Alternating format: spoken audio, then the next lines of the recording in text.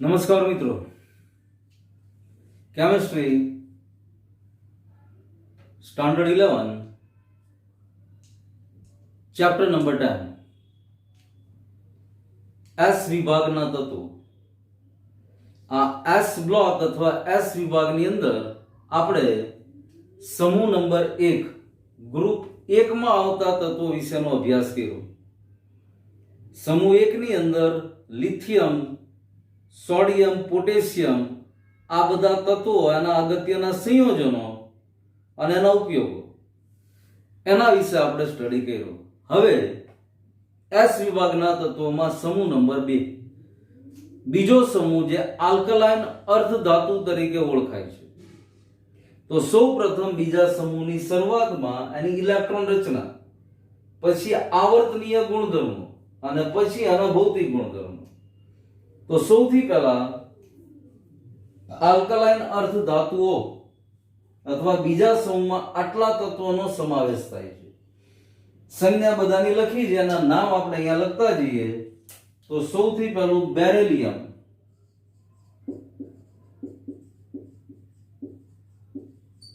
જેની સંજ્ઞા Be છે. પછી મેગ્નેશિયમ,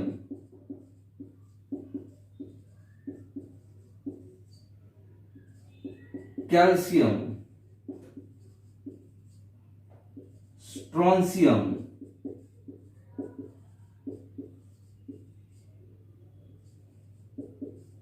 બેરિયમ.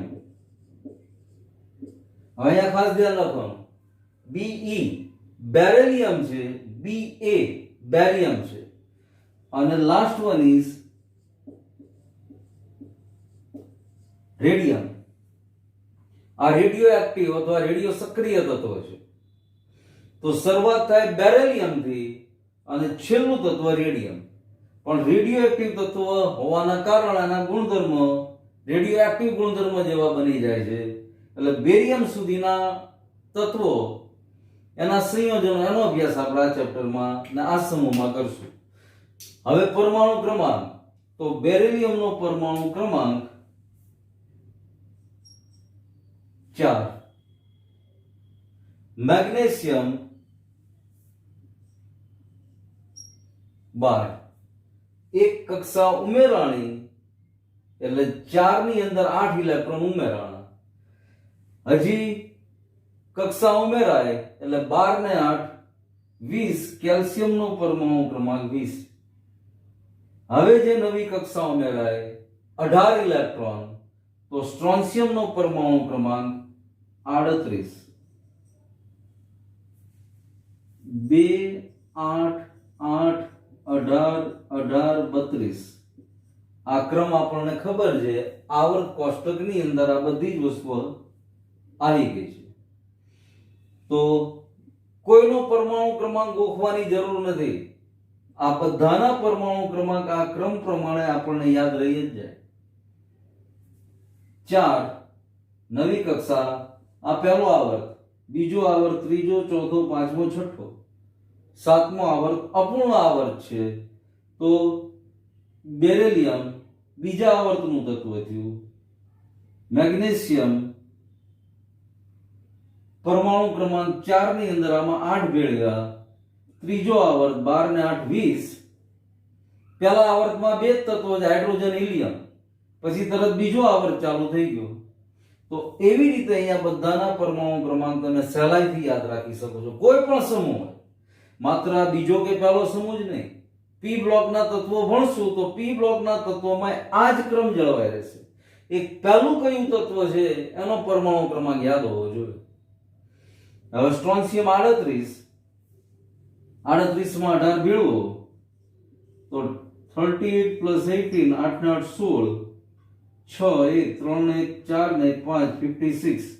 બેરિયમનો પરમાણુ ક્રમાંક 56 થાય. અને 56 માં 32 ભેળવો, 6 ને 2 8 5 ને 3 8. રેડિયમનો 88 થાય. આ બધાના પરમાણુ ક્રમાંક. હવે ઇલેક્ટ્રોન રચના.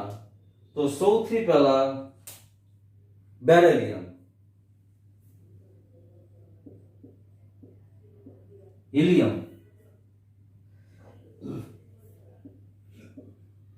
Neon, argon, krypton, xenon, radon. સૌથી પહેલા બધામાં નિષ્ક્રિય વાયુની ઇલેક્ટ્રોન રચના આવી જવાની. હવે હિલિયમ એટલે કેટલા? 2 ઇલેક્ટ્રોન. બેરિલિયમ પાસે 4 છે, તો હિલિયમ 1s2 થયું, બેરિલિયમ 2s2. મેગ્નેશિયમ પરમાણુ ક્રમાંક 12, નિયોન પરમાણુ ક્રમાંક 10, તો 3s2. કેલ્શિયમ પરમાણુ ક્રમાંક 20, આર્ગોન પરમાણુ ક્રમાંક 18, એટલે 18 ઇલેક્ટ્રોન આર્ગન સુધીના ફિક્સ થઈ ગયા. હવે 2 બાકી રહ્યા, તો 4s2. હવે સ્ટ્રોન્શિયમ, સ્ટ્રોન્શિયમ ની અંદર ક્રિપ્ટોન, આર્ગોન નો પરમાણુ ક્રમાંક 18, ક્રિપ્ટોન 36, તો 36 ને 2 38, 5s2. ઝેનોન નો પરમાણુ ક્રમાંક 54 છે, 54. બેરિયમ નો પરમાણુ ક્રમાંક 56, 6s2. રેડિયમ 88, રેડોન નો પરમાણુ ક્રમાંક 86, 7s2. 86 ને 2 88. તો આમ કોમનલી જોઈએ તો આ બધા જ તત્વોની કોમન ઇલેક્ટ્રોન રચના ns2 પ્રકારની બની, જ્યાં n બરાબર 2 3 4 5 6 7. તો આ એની સામાન્ય ઇલેક્ટ્રોન રચના થઈ ગઈ ns2. અને આની છેલ્લી અથવા બાહ્યતમ કક્ષામાં 2 ઇલેક્ટ્રોન છે, સંયોજકતા 2 થઈ ગઈ. તો આના આધારે ઇલેક્ટ્રોન રચનાના આધારે સહેલાઈથી આના બધા રાસાયણિક ગુણધર્મોને સમજી શકાય. એટલે કોઈ પણ સમૂહ આપણે ભણતા હોઈએ, આ તો બીજા સમૂહની વાત કરીએ છીએ, પણ આગળ પી બ્લોકના તત્વો ભણશું, ડી વિભાગના તત્વો ભણશું, તો એના સમૂહની સામાન્ય ઇલેક્ટ્રોન રચના બરાબરનો ખ્યાલ હોય તો આના રાસાયણિક ગુણધર્મો સમજવા બહુ સરળ બની જાય. તો આ આલ્કલાઇન અર્ધ ધાતુ તત્વોનું નામ, એનો સિમ્બોલ અથવા સંજ્ઞા, એનો એટોમિક નંબર મતલબ પરમાણુ ક્રમાંક, અને એનું ઇલેક્ટ્રોનિક કન્ફિગરેશન અથવા ઇલેક્ટ્રોન રચના ns2 પ્રકારની. આ કલા બરાબર રીતે ધ્યાનમાં રાખી લેવાનું. હવે એના આવર્તનીય ગુણધર્મો સમજીએ છીએ. પરમાણુ એના આયનીય ત્રિજ્યા, આયનીકરણ એન્થાલ્પી, આ બધું જ આવર્ત કોષ્ટક યાદ આવે એટલે ફટાફટ યાદ આવવા માંડે. આયનીકરણ એન્થાલ્પી શું કહેવાય? આયનીકરણ એન્થાલ્પીનું સમૂહમાં ઉપરથી નીચે આવીએ શું વલણ હોય, આવર્તમાં ડાબેથી જમણે જઈએ શું વલણ હોય, આ બધું યાદ આવવા માંડે તો આ આરામથી સમૂહ 2 ના તત્વોના આવર્તનીય ગુણધર્મ સમજ પડવા જ માંડે. પણ હવે આ ઇલેક્ટ્રોન રચનાની સમજ્યા પછી આ વસ્તુ જોઈએ છે, આવર્તનીય ગુણધર્મ. હવે ઇલેક્ટ્રોન રચના જોયા પછી સમૂહ 2 ના તત્વો માટે પરમાણુ અને આયનીય ત્રિજ્યા તથા આયનીકરણ એન્થાલ્પીની ચર્ચા કરીએ. તો સૌથી પહેલા પરમાણુ અને આયનીય ત્રિજ્યા, તો સ્વાભાવિક છે એની કમ્પેરિઝન સૌથી પહેલા આલ્કલી તત્વ, એની બાજુનો એનો પડોશનો સમૂહ, પહેલો સમૂહ એની સાથે થાય તો કે તેને અનુવર્તી આલ્કલી તત્વો સમૂહ 1 કરતા ઓછી. પરમાણુ અને આયનીય ત્રિજ્યા સમૂહ 1 ના જે તત્વો છે એની કમ્પેરિઝનમાં ઓછી, કારણ કેન્દ્રીય વીજભારમાં વધારો થાય છે. જેમ આવર્તમાં ડાબેથી જમણે જઈએ એમ પરમાણુ ક્રમાંક વધતો જાય, કેન્દ્રીય વીજભાર પણ વધતો જાય. એટલે પરિણામે પરમાણુના તત્વોના કદ નાના થતા જાય. સમૂહમાં ઉપરથી નીચે તરફ જાઓ તો પરમાણુ અને આયનીય ત્રિજ્યામાં વધારો થાય. હવે સમૂહમાં ઉપરથી નીચે આવીએ છીએ એટલે કક્ષા એડ થાય છે. આવર્તમાં ડાબેથી જમણે જઈએ કક્ષા નથી ઉમેરાતી. જ્યારે સમૂહમાં ઉપરથી નીચે આવીએ, દાખલા તરીકે બેરિલિયમ, હવે એની નીચે આવ્યું મેગ્નેશિયમ, તો અહીંયા કક્ષા જે આખી મેગ્નેશિયમમાં નવી ઉમેરાઈ ગઈ. પરિણામે ઉપરથી નીચે તરફ જઈએ તો આયનીય ત્રિજ્યામાં વધારો થાય છે, કારણ કે આયનનું તત્વનું કદ વધી ગયું, પરિણામે એના આયનનું કદ પણ વધી જાય. અને ઉદાહરણ છે બેરિલિયમ +2 31 pm ની એની આયનીય ત્રિજ્યા છે, તો મેગ્નેશિયમ +2 એની 72 pm, અને છેલ્લું તત્વ રેડિયમ 148 pm 148 pm. એટલે સિમ્પલી આમાં અનુવર્તી આલ્કલી તત્વોની સાથે કમ્પેર કરો તો કેન્દ્રીય વીજભાર વધવાની સાથે ઓછી થાય છે આયનીય ત્રિજ્યા, પણ સમૂહમાં એના જ તત્વોની સાથે કમ્પેરિઝન થાય બેરિલિયમની મેગ્નેશિયમ સાથે, મેગ્નેશિયમની કેલ્શિયમ સાથે, તો કક્ષા વધી જવાથી આયનનું કદ પણ મોટું બનતું જાય છે. તો આ પરમાણુ આયનીય ત્રિજ્યા.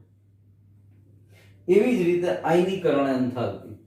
આયનીકરણ એન્થાલ્પીની ડેફિનેશન આપણને ખબર છે, 1 મોલ વાયુરૂપ તત્વમાંથી 1 મોલ ઇલેક્ટ્રોનને દૂર કરવા માટે આપવી પડતી ઉર્જા. તો શરૂઆતમાં આની પણ કમ્પેરિઝન પોતાના જ તત્વો સમૂહમાં ઉપરથી નીચે શું થાય, અને પરમાણુ કદ મોટું હોવાના કારણે નીચી આયનીકરણ એન્થાલ્પી.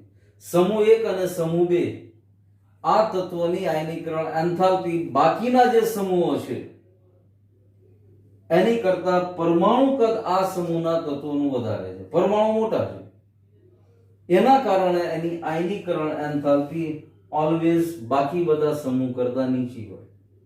હવે કમ્પેરિઝન સમૂહમાં ઉપરથી નીચે તરફ જાઓ તો આયોનાઇઝેશન એન્થાલ્પી મતલબ આયનીકરણ એન્થાલ્પી ઘટતી જાય. બેરિલિયમની 1757 કિલોજૂલ પ્રતિ મોલ, રેડિયમની 979 કિલોજૂલ પ્રતિ મોલ. મતલબ શું થયું, બેરિલિયમ અને રેડિયમની કમ્પેરિઝન કરીએ, વચ્ચેના બધા તત્વો આવી ગયા, પણ રેડિયમમાંથી ઝડપથી ઇલેક્ટ્રોન દૂર થઈ શકશે કારણ કે એની આયનીકરણ એન્થાલ્પી બેરિલિયમની સરખામણીમાં ઓછી છે. જ્યારે બેરિલિયમની 1757 છે, રેડિયમની 979 છે, ઓછી છે. તો આને ઓછી ઉર્જાથી રેડિયમની છેલ્લી કક્ષામાંથી 2 ઇલેક્ટ્રોન સહેલાઈથી દૂર થઈ શકે બેરિલિયમની કમ્પેરિઝનમાં. મતલબ બેરિલિયમ કરતા મેગ્નેશિયમની આયનીકરણ એન્થાલ્પીનું મૂલ્ય ઓછું હશે, મેગ્નેશિયમ કરતા કેલ્શિયમનું ઓછું, સૌથી ઓછું રેડિયમનું. મતલબ આખા સમૂહમાં સૌથી ઝડપથી ઇલેક્ટ્રોન શેમાંથી દૂર થઈ જાય તો કે રેડિયમમાંથી. સૌથી છેલ્લે ઇલેક્ટ્રોન દૂર થાય તો કે આયનીકરણ એન્થાલ્પી બેરિલિયમની સમૂહમાં સૌથી વધારે છે. તો આ એના સમૂહના પોતાના તત્વો સાથે કમ્પેરિઝન. હવે બીજા સમૂહની પહેલા સમૂહના તત્વો સાથે કમ્પેરિઝન. પહેલા સમૂહમાં ઇલેક્ટ્રોન રચના સામાન્ય ns1 છે, એટલે એની બાહ્યતમ કક્ષામાં એક જ ઇલેક્ટ્રોન છે, એટલે એની પ્રથમ આયનીકરણ એન્થાલ્પી જ આવે. જ્યારે અહીંયા આગળ 2 છેલ્લી કક્ષામાં ઇલેક્ટ્રોન છે, ns2 પ્રકારની ઇલેક્ટ્રોન રચના છે. તો પ્રથમ આયનીકરણ એન્થાલ્પી અથવા આયોનાઇઝેશન એન્થાલ્પી અનુવર્તી સમૂહ 1 કરતા વધુ, આની કરતા ઝડપથી સમૂહ 1 ના તત્વો ઇલેક્ટ્રોન દૂર કરી શકે. આનો મતલબ એવો છે સમૂહ 2 ના તત્વો કરતા સમૂહ 1 ના તત્વોની આયનીકરણ એન્થાલ્પી ઓછી છે. આ જે લખ્યું એનું ઉલટું બોલું છું બરાબર જ તે. પ્રથમ આયનીકરણ અનુવર્તી સમૂહ 1 કરતા વધુ, મતલબ સમૂહ 2 ની આયનીકરણ એન્થાલ્પી વધારે છે સમૂહ 1 કરતા. મતલબ એવો થયો સમૂહ 1 માંથી સમૂહ 2 ની કમ્પેરિઝનમાં ઝડપથી ઇલેક્ટ્રોન દૂર થઈ જાય છે, પરંતુ દ્વિતીય આયનીકરણ એન્થાલ્પી અનુવર્તી આલ્કલી ધાતુ કરતા ઓછી હોય છે.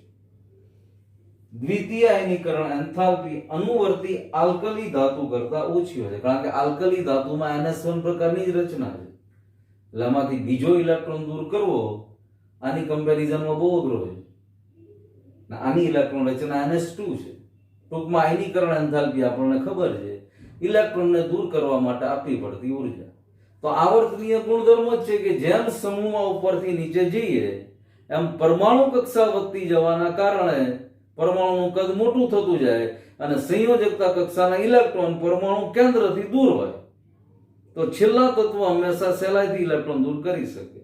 પણ હવે એની કમ્પેરિઝન બાજુના સમૂહ સાથે કરવામાં આવે તો આ કમ્પેરિઝન છે. સમૂહ 1 ના તત્વો સહેલાઈથી આની કમ્પેરિઝનમાં સમૂહ 2 કરતા સહેલાઈથી ઇલેક્ટ્રોન દૂર કરી શકે છે. આ પણ સહેલાઈથી ઇલેક્ટ્રોન દૂર કરે બાકી બધા સમૂહની સરખામણીમાં. પણ સમૂહ 1 અને સમૂહ 2 ની કમ્પેરિઝન કરો તો સમૂહ 1 ની આયનીકરણ એન્થાલ્પી કરતા સમૂહ 2 ના તત્વોની આયનીકરણ એન્થાલ્પી વધુ છે. બસ આ એટલી વસ્તુ ધ્યાનમાં રાખો. તો આ બીજો એનો આવર્તનીય ગુણધર્મ થયો આયનીકરણ એન્થાલ્પી. સરળ છે આ, એકદમ સરળ છે. એકવાર લખશો તો બીજી વાર આરામથી જોયા વગર લખી શકશો. એવું લાગે તો એકવાર જોઈને લખો એટલે તરત જ માઇન્ડ દોડવા માંડે કે આ શું કહેવા માંગે છે. આરામથી બીજી વાર જોયા વગર લખાય છે. અને આમાં કોઈ એવા અપવાદો નથી. એકદમ સરળ આવર્તનીય ગુણધર્મ જળવાઈ રહેશે. ત્રીજો ગુણધર્મ જલીયકરણ એન્થાલ્પી. આ બે વસ્તુ સમજ્યા પછી ત્રીજી વસ્તુ જલીયકરણ એન્થાલ્પી જોઈએ. હવે જલીયકરણ એન્થાલ્પી જોઈએ તો સૌથી પહેલા જલીયકરણ એન્થાલ્પી શું? સમૂહ 1 માં પણ આપણે એની વ્યાખ્યા ભણ્યા હતા, પણ છતાં ફરીવાર આ શબ્દ આવ્યો એટલે રિપીટ કરીએ છીએ. 1 મોલ આયનોનું જળ વિભાજન કરતા જે ઉર્જા છૂટી પડે અને એની જલીયકરણ એન્થાલ્પી કહેવાય. 1 મોલ આયનોનું જળ વિભાજન કરતા છૂટી પડતી ઉર્જા અને એની જલીયકરણ એન્થાલ્પી કહેવાય. આમાં પણ જે ગુણધર્મ સમૂહ 1 માં હતો એવો જ ગુણધર્મ સમૂહમાં ઉપરથી નીચે તરફ જતા આયનીય કદ વધે.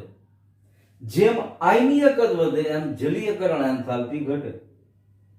દાખલા તરીકે beryllium 2+ is greater than magnesium 2+ is greater than calcium 2+ is greater than strontium 2+ is greater than barium 2+. શરૂઆતના તત્વોની જલીયકરણ એન્થાલ્પી સૌથી વધારે અને પછી જેમ જેમ આગળ જાઓ તો એના આયનોની જલીયકરણ એન્થાલ્પી ઘટતી જાય. આલ્કલી ધાતુની સરખામણીમાં સામાન્ય રીતે આ તત્વ આલ્કલાઇન અર્ધ તત્વોની જલીયકરણ એન્થાલ્પી વધારે હોય છે. જો અહીંયા પાછી સરખામણી આવી. આલ્કલી સમૂહના તત્વની જલીયકરણ એન્થાલ્પી એના આયનોની જલીયકરણ એન્થાલ્પી કરતા આ તત્વોની જલીયકરણ એન્થાલ્પી વધારે હોય છે. પરિણામે આ તત્વો વધુ જલીયકરણ પામેલા હોય છે. દાખલા તરીકે સમૂહ 1 ના બે સંયોજન જુઓ તો સમૂહ 1 નું સંયોજન સોડિયમ ક્લોરાઇડ અને પોટેશિયમ ક્લોરાઇડ. તો સમૂહ 2 ની સાથે કમ્પેરિઝન કરો તો મેગ્નેશિયમ ક્લોરાઇડ પાણીના 6 અણુ કે 8 અણુ ધરાવી શકે છે. MgCl2 6H2O કે 8H2O હોઈ શકે છે, જ્યારે NaCl H2O નથી હોતું. એવી જ રીતે કેલ્શિયમ ક્લોરાઇડ 6H2O, તેની સામે પોટેશિયમ ક્લોરાઇડ જુઓ તો સોડિયમ ક્લોરાઇડ કે પોટેશિયમ ક્લોરાઇડ જળયુક્ત નથી. જ્યારે આ બંને ક્લોરાઇડ મેગ્નેશિયમ ક્લોરાઇડ હોય કે કેલ્શિયમ ક્લોરાઇડ હોય એ જળયુક્ત છે. આ વસ્તુ સાબિત કરી દે છે કે પ્રથમ સમૂહના જે તત્વો છે એની જલીયકરણ એન્થાલ્પી કરતા બીજા સમૂહના તત્વોની જલીયકરણ એન્થાલ્પી વધારે છે. આયન અહીંયા Mg2+ થઈ ગયું, અહીંયા Na+ થયું. તો આ એની જલીયકરણ એન્થાલ્પી અને આ એનો ગુણધર્મ થયો. હવે ફિઝિકલ પ્રોપર્ટીઝ અથવા ભૌતિક ગુણધર્મો, અને આ બધા ગુણધર્મો જુઓ તો બહુ સરળ. જો હમણાં જ વાત કરી હતી એમ, એટલે આમાં કોઈ એવું અઘરો ટોપિક કે સમજવામાં તકલીફ પડે એવી વસ્તુ નથી. અને આમ જુઓ તો આ બધા જ સમૂહ 1 નહીં, સમૂહ 1, સમૂહ 2, પી બ્લોક ભણશું, સમૂહ 13, સમૂહ 14, આ બધી વસ્તુ યાદ રાખવાની વસ્તુ છે. આમાં તમારો મેમરી પાવર અથવા યાદ શક્તિ જ કામ લાગશે. અને મેમરી પાવર ત્યારે જ વધે જ્યારે સતત રિવિઝનની ટેવ હોય. ગણિત જેવું હોય ને, ચલો લોજિક દોડાવવાનું છે, મગજને દોડાવવાનું છે તો વધારે મજા આવે. જ્યારે આમાં જાજુ લોજિક નથી. આવર્તનીય ગુણધર્મો તમને ખબર હોય તો મોટા ભાગના સમૂહ કે તત્વો એને અનુસરતા હોય. જ્યાં અપવાદ આવે એ નોંધી લેવાનો. આમાં કોઈ એવો અપવાદ નથી આવ્યો હજી, પણ એવો કઈ અપવાદ આવે તો એને બરાબર નોટિંગ કરી લેવાનું કે ભાઈ આ અપવાદ છે, કે ભાઈ આના સામાન્ય ગુણધર્મ આવા હોવા જોઈએ પણ આ નથી. ના અહીંયા તો સરખામણી, પેલો સમૂહ ભેણા એની સરખામણી કોઈની હારે નહોતી, કારણ કે એની આગળ કે સમૂહ જ નહોતો. શૂન્ય સમૂહ આવે પણ એ 18મા સમૂહ તરીકે ઓળખાય. નિષ્ક્રિય વાયુઓ છે, નિષ્ક્રિય વાયુના સમૂહને શૂન્ય સમૂહ તરીકે ઓળખાય છે, પણ એ આખી અલગ જ વસ્તુ છે, એના ગુણધર્મ આખા અલગ છે. એટલે પેલા સમૂહ 1 ભણ્યા ત્યારે કોઈ કમ્પેરિઝન નહોતી. હવે સમૂહ 2 ભણીએ છીએ તો સમૂહ 2 ના તત્વોની સીધી જ સરખામણી સમૂહ 1 સાથે થાય, સ્વાભાવિક છે. એની સાથે સમૂહ 1 આપણો પાછો પાકો થતો જાય, યાદ આવતું જાય. બરાબર. હવે આના ભૌતિક ગુણધર્મો. હવે આલ્કલાઇન અર્ધ ધાતુઓના ભૌતિક ગુણધર્મો અથવા ફિઝિકલ પ્રોપર્ટીઝ.